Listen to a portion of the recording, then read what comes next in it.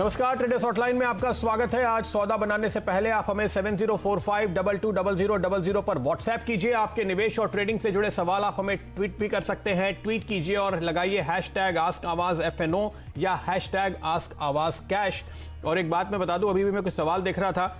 एक दर्शक ने लेवल बताए हैं, स्ट्राइक बताया है अपने ऑप्शन का, लेकिन कौन सी सिक्योरिटी है ये नहीं बताया। मेरा अंदाजा है कि ये निफ्टी है, लेकिन अगर निफ्टी या बैंक निफ्टी है तो आपको यह भी लिखना है कि वीकली एक्सपायरी है या मंथली एक्सपायरी है, तभी हम आपके पूरे सवाल का सही जवाब दे पाएंगे। कार्यक्रम में आपके सवालों के जवाब तो देंगे ही, साथ ही आज का ब्रेकआउट शेयर हर रोज की तरह आपके सामने होगा, जहां पर है आपके लिए ट्रेडिंग का मौका। और आज वीकली ऑप्शन एक्सपायरी है और अब एक हफ्ता बाकी है, तो एक ऑप्शन ट्रेड फिर से आज आपके लिए लेकर आएंगे हम ब्रेकआउट के तौर पे। और साथ ही साथ यतिन मोहता जुड़ेंगे हमारे साथ। अमेजॉन पर FDI नियमों की अनदेखी की एक बड़ी खबर जो आज सुबह से हम आपको बता रहे हैं, क्या है उसके डिटेल्स यतिन से लेंगे कार्यक्रम में आगे। तो यह सब कुछ होगा। सबसे पहले आपके सवालों के जवाब देने के लिए एंजल ब्रोकिंग के समित चौहान हमारे साथ जुड़ते हुए, तो उनका स्वागत है। समित, एक नजर जल्दी से बाजार पे डालते हैं। देखिए, रिकवरी का मूड है। बैंक निफ्टी पॉजिटिव में आ गया, निफ्टी भी पॉजिटिव में आ गया। मिड कैप इंडेक्स तो करीब करीब 3/4% की तेजी दिखा रहा है। मार्केट ब्रेथ स्ट्रांग है, 7 में से 5 शेयर ऊपर है। क्या लगता है आपको, डायरेक्शन तेजी का बन रहा है? क्या आज एक्सपायरी के दिन कोई ट्रेड लेंगे या अगले हफ्ते के लिए, अगले गुरुवार तक के लिए कोई ट्रेड लेंगे निफ्टी या बैंक निफ्टी में? देखिए प्रदीप, एक्शन थोड़ा इंटरेस्टिंग है। लास्ट 2 दिनों से हमने थोड़ा बहुत प्रॉफिट बुकिंग देखा है। ओवरऑल अभी भी कुछ ऐसा ट्रेंड रिवर्सल के साइंस दिख नहीं रहे, बट ये है कि ऊपर की तरफ 15,400 15,450 काफ़ी स्ट्रॉन्ग रेजिस्टेंस बन गया। और आज की एक्सपायरी के लिए बात करें तो जैसे कल से हम कॉल राइटिंग देख रहे हैं, तो 15,300 का एक काफ़ी एक स्ट्रॉन्ग रेजिस्टेंस है। उसके ऊपर आज की एक्सपायरी होना डिफिकल्ट है, but at the same time आप देखो तो 15,250 में भी आज कॉल राइटर्स एक्टिव है। 15,200 के आसपास थोड़ी बहुत रस्साकसी चल रही है, जहाँ पे कॉल और पुट राइडर्स दोनों भी काफ़ी ज़्यादा एक्टिव है। तो वहाँ पे देखना थोड़ा इंपॉर्टेंट होगा। फर्स्ट हाफ में हम पहले 15,250 का लेवल ब्रेक करते हैं या 15,200 का लेवल ब्रेक करते हैं, उस पर पॉसिबिलिटी है फिर आपको सेकंड हाफ का एक डायरेक्शन मिल जाए। यहाँ पे हमारा मानना है कि आज के लिए अगर कोई यहाँ पे ट्रेड लेना है तो 15,250 का पुट ऑप्शन जो 40 के आसपास ट्रेड हो रहा है, 40-42 के आसपास, उसमें हम एक पंट लेने की सलाह देंगे। स्टॉप लॉस 12 का, और पॉसिबिलिटी है जैसे ही हम 15,200 का लेवल ब्रेक करेंगे, क्योंकि बैंकिंग इंडेक्स में थोड़ा बहुत ऊपर की तरफ से प्रेशर है। SBI की वजह से थोड़ा बहुत हम बैंक निफ्टी ऊपर लग रहा है, बट अगर SBI को निकाले तो हम ICICI एक्सिस में एक अच्छा खासा एक वीकनेस देख रहे हैं। तो हमें लगता है कि थोड़ा बहुत वीकनेस यहाँ से सेकंड हाफ में दिख सकता है, इसलिए 15,250 का पुट बाय करने की सलाह होगी। स्ट्रिक्ट स्टॉप लॉस 12 का रहेगा और टारगेट 92 का रहेगा। ओके, तो ये कॉल फिलहाल आपके लिए सामने आती हुई, आप निफ्टी पे मंदी का व्यू दरअसल पकड़ के चल रहे हैं आज के दिन, और आपके लिए यहाँ पर सुझाया गया है निफ्टी का 15,250 का पुट, जहां पर आपको ये पोजीशन लेनी है। ये अगले हफ्ते का है, मंथली एक्सपायरी की आप बात कर रहे हैं समित, कंफर्म करने के लिए मैं आपसे दोबारा पूछ रहा हूँ। नहीं, आज की एक्सपायरी आज का है, बिल्कुल। तो ये बात जरूर ध्यान में रखिए, क्योंकि वीकली एक्सपायरी है इंडेक्स में, तो कभी भी इस बात पर खास तौर पे आपका फोकस होना चाहिए कि ये जो आप पुट ऑप्शन लेने की राय रखते हैं वो दरअसल मंथली है या फिर आज या किसी भी हफ्ते का, अगले हफ्ते का होने वाला है। तो ये आज का पुट है। इस प्लेट पे फिलहाल आप नजर रखिए, 92 के टारगेट और 12 रुपए पर आपको एक स्टॉप लगाने की राय फिलहाल दी जा रही है। चलिए, तो मुश्किल है 15,250 के ऊपर निकलना और टिकना, ये मानते हैं समित, तो इस पर हम नजर रखेंगे। फिलहाल आगे बढ़ते हैं, सवाल जवाब का सिलसिला शुरू करें। अंकित त्रिवेदी ने हमें ट्वीट किया है। इनका सवाल है, इंडसइंड बैंक के इन्होंने 3200 शेयर ले रखे हैं, 399 की इनकी कॉस्ट है। तो जाहिर है कि ये काफी पहले की पोजीशन लगती है इंडसइंड बैंक पे। अंकित जी की, इंडसइंड बैंक में हाल में हम थोड़ी वॉलेटिलिटी देख रहे हैं, ऊपर के स्तर से पिछले 2 दिनों में दबाव देखने को मिला है। क्या आपको लगता है कहीं प्रॉफिट बुक करने का समय आ गया है इनके लिए? क्योंकि देखिए, इनके पैसे 2.5 गुना हो चुके हैं। देखिए, प्रॉफिट बुकिंग तो हमेशा करना एक अच्छी स्ट्रैटेजी होती है, और इनफैक्ट जब भी 2-2.5 गुना अगर आपको मिलते हैं 5-6 महीनों में, तो वो तो एक अच्छी स्ट्रैटेजी होगी। एटलीस्ट ये पार्शियल प्रॉफिट बुक अगर 50% भी बुक करते तो भी इनकी जो इन्वेस्टमेंट है वो फ्री हो जाएगी। और ये one of the out performing stock रहा है रिसेंटली। अगर 1-2 महीने की इसकी प्राइस एक्शन देखे तो काफ़ी एक आउट परफॉर्मिंग स्टॉक रहा है। और बजट डे से हमने ये स्टॉक में एक स्ट्रॉन्ग रैली, नियरली 30-34% की रैली ये स्टॉक में देखी है। तो मेरे ख्याल से 50% प्रॉफिट बुक कीजिए, और 950 का भी एक स्ट्रॉन्ग सपोर्ट रहेगा। जो प्रीवियस रेजिस्टेंस था वो भी एक अच्छा सपोर्ट रहेगा, तो वो एक आप ट्रेलिंग स्टॉप लॉस मान के चलिए आपके बैलेंस क्वांटिटी के लिए। और जैसे 1100 1120 के लेवल ब्रेक होंगे तो फिर एटलीस्ट 1180 1220 तक ये लेवल अनफोल्ड हो सकता है। ओके, तो ये भी एक स्ट्रैटेजी हो सकती है आपके लिए। तो आपको ये तय करना है कि आप क्या चाहते हैं।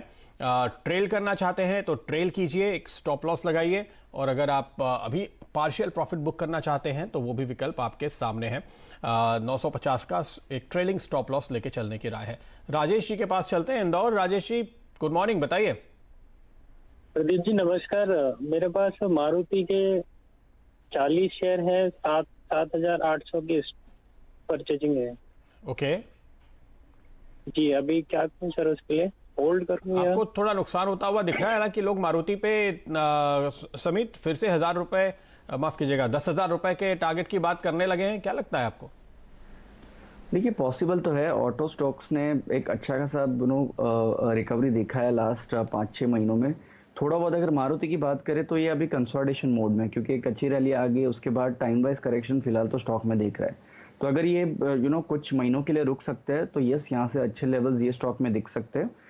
बट सेफर साइड पे मेरे ख्याल से 7,000, जो 7,000 का क्रूशल सपोर्ट है, 7,000 7,100 का, तो वहाँ पे आप एक सपोर्ट मान के चलिए। फिलहाल तो हमें लग रहा है कि ये 7,100 से लेके 8,300 ये रेंज में एक प्रॉब्ली 1-2 महीने तो एटलीस्ट कंसोलिडेट होते हैं दिख सकता है। ओके, तो ये राय फिलहाल आपके लिए कंसोलिडेशन जोन में ये चल रहा है, लेकिन मूड कुल मिलाकर तेजी की तरफ है। अगला सवाल लेते हैं। मुंबई से अजय हमारे साथ जुड़ रहे हैं। अजय, गुड मॉर्निंग, बताइए आपका सवाल। या गुड मॉर्निंग प्रदीप जी। मेरे पास 760 का HDFC लाइफ का फरवरी एक्सपायरी का कॉल है। एक मैंने जो है ये फ्यूचर एंड ऑप्शन का लिया हुआ था, एक लॉट वो है। मैंने लिया था 3.85 रुपए में। तो मुझे होल्ड करना चाहिए या उसको निकल जाना चाहिए? ओके, 760 के स्ट्राइक वाला HDFC लाइफ का ऑप्शन आपके सामने। फिलहाल 1 रुपए का नुकसान हो रहा है। क्या राय देंगे आप इन्हें? देखिए अगर स्टॉक सिलेक्शन देखें तो ये अच्छा है, पॉजिटिव साइड पे स्टॉक ट्रेड हो रहा है। बट इनकी जो स्ट्राइक प्राइस है, अभी 5 दिन बाकी है। अगर आज का हम सेशन छोड़े तो 5 दिन ये एक्सपायरी के लिए बाकी है, तो उसमें इतना बड़ा मूव आना फिलहाल तो थोड़ा डिफिकल्ट लग रहा है। तो मेरे ख्याल से अगर ये इनकी स्ट्राइक चेंज कर सकते हैं, 720 730 भी चल जाएगी। अगर वो स्ट्राइक अगर ये देख सकते हैं तो आज के लो का स्टॉप लॉस से ये बने रह सकते हैं। बट 760 थोड़ा डिफिकल्ट रहता है। तो अगर इसमें 1-2 दिन में कोई भी मूव मिलती है तो ये यहाँ पे प्रॉफिट बुक कर सकते हैं। ओके, तो थोड़ी मूव मिले तो प्रॉफिट बुक कीजिए 760 के कॉल पे। अच्छा, 740 वाला भी कॉल दिखाइए जो नज़दीक में है इस समय। एक बात बहुत इंपॉर्टेंट इसलिए है क्योंकि अभी अब आपके पास केवल 1 हफ्ता बाकी है। इसलिए अमूमन ये होता है कि अगर स्टॉक में तुरंत मूव ना आए और तेज मूव ना आए तो थोड़ा प्रेशर आपको बनता हुआ नजर आता है। जितने नज़दीक का कॉल है वो आपको उतना ज़्यादा सेफ नजर आएगा। अगर आप स्टॉक पे नजर डालेंगे तो कल इस स्टॉक ने रिवर्सल के साइन दिखाए थे, आज ये तेजी में है। कल हमने 5 रुपए के आसपास इनफैक्ट ये 740 वाला ऑप्शन रिकमेंड भी किया था, और आज आप देख सकते हैं कि 740 वाले ऑप्शन में 5.5 से ऊपर के लेवल आते हुए। लेकिन HDFC लाइफ पे नजर रखिए क्योंकि ये स्टॉक तेजी में है। और अजय जी, आपका जो 760 वाला कॉल ऑप्शन है वो भी आपको एक अच्छा एग्जिट का मौका देगा। लेकिन जो बात समित कह रहे हैं वो बहुत इंपॉर्टेंट है कि आपको एग्जिट लेनी है। हो सकता है कि दाम बढ़े लेकिन फिर भी आपके कॉल पे आपको मुनाफा ना हो क्योंकि 760 का लेवल काफी दूर है। चलिए आगे बढ़ते हैं और अगला सवाल लेते हैं। इनका एक और सवाल है। अजय जी बताइए, क्या है आपका सवाल? इन्फोसिस का मेरा इन्फोसिस का 1340 का कॉल है। ओके, जो मैंने 22 रुपए 80 पैसे में लिया था। इनफैक्ट इन्फोसिस और टेक्नोलॉजी शेयरों में आज काफी एक्शन देखने को मिल रहा है, तो ये नुकसान की भरपाई होगी क्या? 14 रुपए का नुकसान है फिलहाल इन्हें। देखिए इसमें भी जो इनकी स्ट्राइक है 1340, वही ये स्टॉक के लिए बैरियर है। तो जब तक 1330 1340 के लेवल ब्रेक नहीं करता है स्टॉक में, हमें नहीं लगता कुछ ऐसी बड़ी मूव आएगी। फॉर अ टाइम बिंग हमें लगता है कि ये IT एज अ स्पेस एक कंसोलिडेशन मोड में है। ऑलरेडी हमने 3 वीक इनको एक साइडवेज रेंज में देखा और हमें लगता है कि आगे जाके भी ये कंटिन्यू हो सकता है फॉर टाइम बिंग। तो 1340 का ये एक्सपायरी में मूव मिलना थोड़ा डिफिकल्ट लग रहा है। 1330 अगर जब भी ब्रेकआउट आएगा तभी आप इसमें पोजीशन लीजिए। मेरे ख्याल से आज इसमें थोड़ी बहुत तेजी अगर कल भी कंटिन्यू रहती है, वहां पे एक बार ये इनकी पोजीशन एग्जिट करनी चाहिए। ओके, तो ये सलाह फिलहाल आपके लिए सामने आती हुई। अगला सवाल लेते हैं। नहीं, चेतना जी का एक सवाल था, प्रोड्यूसर साहब बता रहे थे, वो मेरे सामने नहीं आ रहा है फिलहाल। जरा वो सवाल लेकर आइए जिसकी आप बात कर रहे थे। जी, आपके सामने लाने की कोशिश करेंगे वो सवाल, या तब तक चलिए आर के डेबला साहब का सवाल ले लें। ओके, आ गया। देखिए, इनका सवाल है ब्रिटानिया पे, और यहाँ पर इनको फिलहाल नुकसान हो रहा है 14 रुपये 50 पैसे के आसपास का। इन्होंने ब्रिटानिया का 3450 वाला ऑप्शन लिया हुआ है, कॉल ऑप्शन, और इस पे नुकसान अच्छा खासा हो चुका है क्योंकि 23 रुपये बचे हैं। क्या लगता है आपको, ब्रिटानिया में तो मंदी का ट्रेंड है समित? देखिए, आई थिंक जो 23 रुपए इनको मिल रहे हैं वो ले लेने चाहिए। ओवरऑल ट्रेंड इसका निगेटिव है। हालांकि ज्यादा बड़ा फॉल आ नहीं रहा है, स्लोली और ग्रेजुअली इसमें डिक्लाइन आ रही है। तो जितना ये स्लोली और ग्रेजुअली डिक्लाइन भी आएगा, उतना भी उनका जो कॉल ऑप्शन का प्रीमियम है वो इरोड करते जाएगा। तो मेरे ख्याल से इनको अगर जितने अभी मिल रहा है जो प्रीमियम है वो एक बार ले लीजिए। और स्टॉक में फिलहाल तो मोमेंटम कुछ ज्यादा दिख नहीं रहा है। ओके, तो आपको निकल जाना चाहिए, जो पैसे मिल रहे हैं वो बचाइए और कहीं और डालने के लिए मौका रहेगा। आपने करीब करीब अपनी आधी पूंजी गंवाई है जो आपने यहाँ पे लगाई थी, अब निकलने की राय है। एक सवाल और लेते हैं, उसके बाद मैं आपको बताऊंगा आज का एक शानदार ब्रेकआउट जो मेरी स्क्रीन पे मुझे नजर आ रहा है, और वो आज का एक ऑप्शन ट्रेड है, उसके लिए तैयार रहिए। लेकिन आर के डेबला है हमारे साथ चंडीगढ़ से। गुड मॉर्निंग सर, बताइए। Sir very good morning sir. हाँ सर, सवाल पूछिए आपका। हाँ सर, मेरे पास स्पेंसर रिटेल शेयर्स हैं sir, 2100 share at the rate of 90। ये सर आपका प्रोग्राम देखा था मैंने, पंड्या का पंडा तो फंडा सर, उसको मैं फ्यूज फैन हूँ और अब काफी दिनों से इसको होल्ड किए रखा हूँ, तो अभी तक रेट से नहीं आई। और मेरा ये टारगेट ये है कि इसको मैं 120 रुपए पे ही बेचूं, जैसे आपने मेरे को मतलब कन्विंस किया था। और दूसरा शेयर है सर मेरे पास पीआई इंडस्ट्री 2250 रुपए में, और ये उसी रेंज में ही घूम रहे, कंसोलिडेट कर रहे हैं। तो इन दोनों पे व्यू चाहिए आपका सर। पीआई इंडस्ट्रीज और स्पेंसर रिटेल, पहले स्पेंसर रिटेल की बात करते हैं। आपने कहा अभी भी आपको यहाँ पर नुकसान होता हुआ दिखाई दे रहा है स्पेंसर रिटेल पे।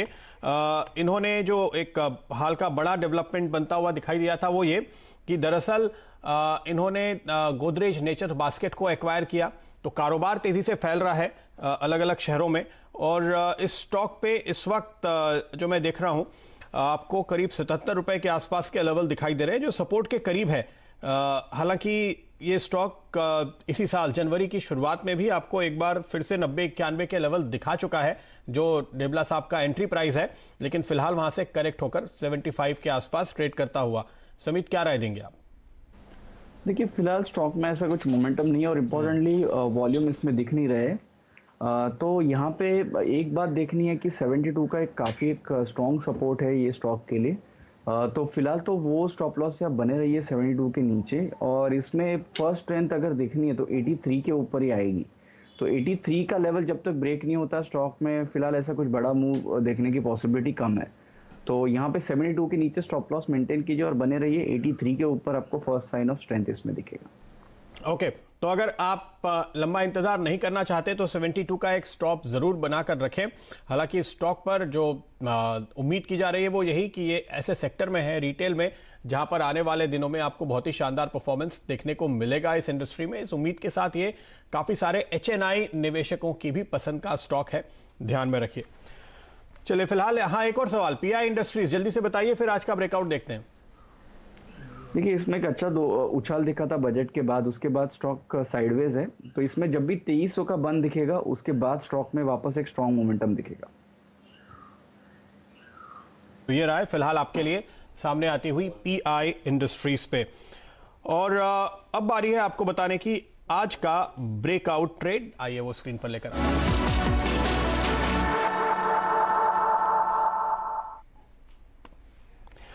तो आज के लिए आपको ऑप्शन ट्रेड, जैसे कि मैंने कहा था, आपके सामने हम लेकर आएंगे, और वो ऑप्शन ट्रेड आपके लिए बन रहा है बीपीसीएल के स्टॉक पे। डायरेक्टर साहब, कृपया स्क्रीन पर आज का ऑप्शन लेकर आइएगा। बीपीसीएल 440 के स्ट्राइक वाला कॉल ऑप्शन, जहां पर करीब 5 रुपए के आसपास के लेवल मुझे दिखाई दे रहे थे। जी हां, 5.5 के करीब के लेवल इस समय आपकी स्क्रीन पर आते हुए बीपीसीएल का ये कॉल ऑप्शन है जिस पर आपको निवेश करने का मौका दिख रहा है। ऑयल एंड गैस शेयरों में आज जबरदस्त तेजी है।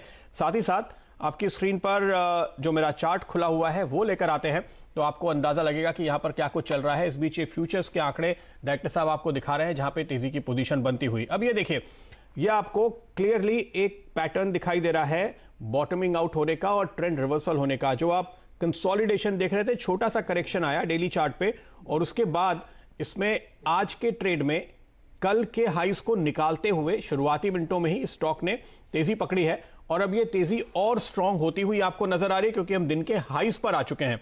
एक और इंटरेस्टिंग बात, आपके स्क्रीन पे शायद बहुत ज्यादा क्लियरली विजिबल नहीं है, लेकिन हमने कल के दिन एक गैप डाउन देखा था और एक गैप बनाया था, उसको हम पूरी तरह से कवर करते हुए भरते हुए नजर आए हैं। शॉर्ट टर्म के मूविंग एवरेजेस को पार करके भी ये अपना मोमेंटम स्टैब्लिश कर रहा है, लेकिन ये आपके सामने इस शेयर का ओवरऑल ट्रैक रिकॉर्ड है जो आपको बता रहा है कि क्यों इस स्टॉक पे तेजी का ट्रेड लिया जाना चाहिए। ये साफ तौर पे एक अप ट्रेंड में, डायरेक्टर साहब चार्ट दिखाइएगा स्क्रीन पे। जी हाँ, ये पूरी तरह से अप ट्रेंड में है और यहां पर आपको एक मौका मिला है इस डिप के दौरान और अब आपके लिए रिवर्सल आता हुआ दिखाई दे रहा है और इस रिवर्सल को आप कॉल ऑप्शन के जरिए ट्रेड कर सकते हैं। इसलिए मैंने आपको बताया बीपीसीएल का 440 के स्ट्राइक वाला कॉल ऑप्शन जहां पर आपके लिए मौके बनते हैं। समित, नजर डालिए चार्ट पे, क्या राय बनती है आपकी? देखिए, ओवरऑल स्टॉक में एक स्टडी मूव रिसेंटली देखा है। अभी उसका जो एक रीसेंट हर्डल है 430, उसके आसपास ट्रेड हो रहा है। वहीं पे हम आज थोड़ा बहुत कॉल्स में अनवाइंडिंग होते दिख रहे हैं। तो जैसे ही 430 का लेवल ये ब्रेक करेगा एक दो दिनों में, तो आपको एक स्ट्रॉन्ग कवरिंग इसमें दिख सकती है ये स्ट्राइक्स में 430 440 के। तो ये ऑल्दो निफ्टी पे हमारा थोड़ा सा आज के लिए कॉशियस व्यू है, बट ये स्टॉक आउट परफॉर्म कर रहा है और इसलिए ये एक अच्छा विकल्प हो सकता है। तो आप स्ट्रिक्ट स्टॉप लॉस से ये ट्रेड यहाँ पे रख सकते हैं। ओके, तो ये राय आपके लिए सामने आती हुई। यहां पर टारगेट और स्टॉप भी आपकी स्क्रीन पर इस समय ट्रेड फ्लैश हो रहे हैं, आप देख सकते हैं। इस स्ट्राइक प्राइस पे आज की पोजीशन जो बनती हुई नजर आई है वो भी डायरेक्टर साहब आपकी स्क्रीन पे दिखा रहे हैं। तो बीपीसीएल इनफैक्ट आज के ट्रेड में अगर आप देखेंगे तो ऑयल एंड गैस, चुनिंदा छोटे पीएसयू बैंक, ये कुछ ऐसे पॉकेट्स हैं जिन्होंने तार को बिल्कुल आउट परफॉर्म कर रखा है और बाजार के उतार चढ़ाव से कोई खास असर देखने को नहीं मिल रहा है। स्टॉक पे भी आप देखेंगे बीपीसीएल का चार्ट अगर आपकी स्क्रीन पे आएगा, जहां खुला है करीब करीब वहीं पे इसने अपना लो बनाया है और उसके बाद से लगातार तेजी के ट्रेड में ये आपको घूमता हुआ दिखाई देगा। चलिए, तो ये हुई बात आज के ऑप्शन की जो दिन के हाइस पर फिलहाल चल रहा है। हम आगे बढ़ेंगे और एक और सवाल लेते हैं। डायरेक्टर साहब, अगर कोई दर्शक हमारे साथ है तो कृपया मुझे बताइएगा। नहीं, अभी हमारे पास कोई दर्शक नहीं है, लेकिन एक अहम खबर है, पहले उस पर अपडेट ले लेते हैं। और मैं देख रहा हूं यतिन हमारे साथ स्टूडियो में जुड़ चुके हैं। यतिन, स्वागत है आपका। ये अमेजॉन के ऊपर तो काफी बड़े और गंभीर आरोप लगते हुए नजर आ रहे हैं, बताइए जरा। तो गुड मॉर्निंग प्रदीप। देखिए, जहां तक कि सवाल अमेजॉन का है, रॉयटर्स के हवाले से, एक इंटरनेशनल न्यूज एजेंसी के हवाले से खबर आ रही है कि अमेजॉन ने काफी टाइम तक बड़े रीसेलर्स, जो उनके प्लेटफॉर्म पे बड़े रीसेलर्स होते हैं जो माल अपना बेचते हैं ऑनलाइन प्लेटफॉर्म पे, उसको एक बहुत बड़ी प्रेफरेंशियल ट्रीटमेंट दी।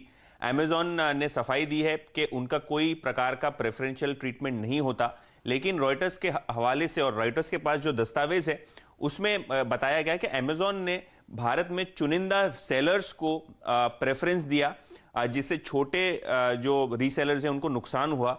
अगर आप आंकड़े देखें तो लगभग 40 ऐसे रीसेलर्स हैं जो लगभग 65% से ज्यादा का बिजनेस रीसेलिंग का करते हैं, जबकि अमेजॉन की वेबसाइट पे लगभग 4 लाख बड़े छोटे रीसेलर्स रजिस्टर्ड हैं। तो सीधी सी बात है कि चुनिंदा लोगों को ही फायदा पहुंचाने के लिए अमेजॉन ने अपने जो सॉफ्टवेयर हैं और अपनी जो रणनीति है उसको डिजाइन किया गया है।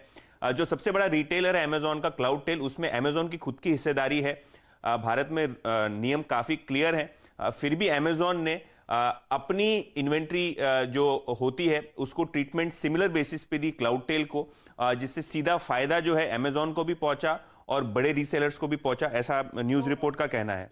कह रहे हैं कि जो फॉरेन इन्वेस्टर हैं अगर हमारे देश में रिटेल के कारोबार में वो आते हैं, ऑनलाइन रिटेलिंग करते हैं, तो वो अपना माल नहीं बेच सकते। बिल्कुल। लेकिन आप कह रहे हैं कि एक तो उन्होंने 4 लाख में से 35 को चुना, उसमें भी ऐसी कंपनियों का ज्यादा माल बिकता हुआ दिख रहा है जिसमें अमेजॉन की खुद की हिस्सेदारी है, तो फिर इनडायरेक्टली आपका ही माल बेच रहे हो ना। बिल्कुल वैसा ही हुआ है प्रदीप। और देखिए, अमेजॉन का कहना है कि हम ट्रांसपेरेंट है, हमारा प्लेटफॉर्म काफी प्रेफरेंस देता है छोटे रीसेलर्स को। ऐसा कुछ नहीं है, क्योंकि 4 लाख के सामने 35 लोगों को सिंपली आपने 65% से ज्यादा का बिजनेस सौंपा हुआ है।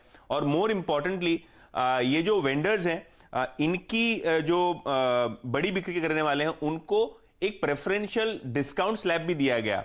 तो जो कमीशन चार्ज करता है अमेजॉन, बड़े रिटेलर्स को और रीसेलर्स को इस पे फायदा पहुंचाया गया, जबकि छोटे जो रीसेलर्स होते हैं उनको नुकसान हुआ क्योंकि उनसे ज्यादा कमीशन अमेजॉन लेती थी। तो ये दो धारी तलवार है, एक तो आप बेचने पर भी प्रेफरेंस देते हो और जब कमीशन काटने की बारी आती है तो छोटे जो रीसेलर्स हैं आपको, उनको भारी कमीशन जो है अमेजॉन को देना पड़ता है अपने प्रोडक्ट्स को प्लेटफॉर्म पे बेचने के लिए। तो ये तो सरकार के लिए एक गंभीर जांच का विषय है। बिल्कुल, और देखिए जो सरकारी सूत्र हैं वो बता रहे हैं कि एनफोर्समेंट डायरेक्टरेट ऑलरेडी ये सब मामलों की जांच कर रहा है ट्रांसपेरेंटली, और जब भी जो जांच की पड़ताल हो जाएगी और जब जांच की डॉक्यूमेंटेशन कंप्लीट हो जाएगी तब ये साफ होगा कि किस प्रकार की सजा या किस प्रकार का एक्शन आगे चलते हुए लेना चाहिए। लेकिन देश की एजेंसीज जो हैं ऑलरेडी इस गंभीर विषय पे एक्टिवेट हो चुकी हैं और छानबीन जारी है।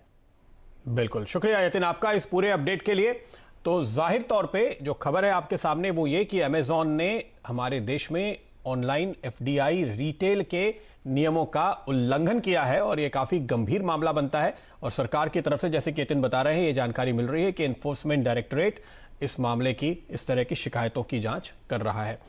तो ये आज की अहम खबर, इस पे हम नजरें बना रखेंगे, आगे डेवलपमेंट्स पर आपको अपडेट देते रहेंगे। लेकिन फिलहाल वक्त है इजाजत लेने का। समित, शुक्रिया आपका हमारे साथ जुड़ने के लिए। जाते जाते आपको बता दें, सीएनबीसी आवाज और एनएससी लेकर आए हैं इन्फॉर्म्ड इन्वेस्टर, एक खास पेशकश आपके लिए। देखिए, जब कोई अजनबी हमारे घर या कार की चाबी मांगता है तो हम बिना कुछ सोचे उसे तुरंत मना कर देते हैं। ठीक उसी तरह वित्तीय लेन देन से संबंधित अपने पासवर्ड को गोपनीय रखें, किसी के साथ साझा ना करें। एक जागरूक निवेशक वही है जो ये जानता है कि पासवर्ड शेयर करना तिजोरी की चाबी शेयर करने जैसा है।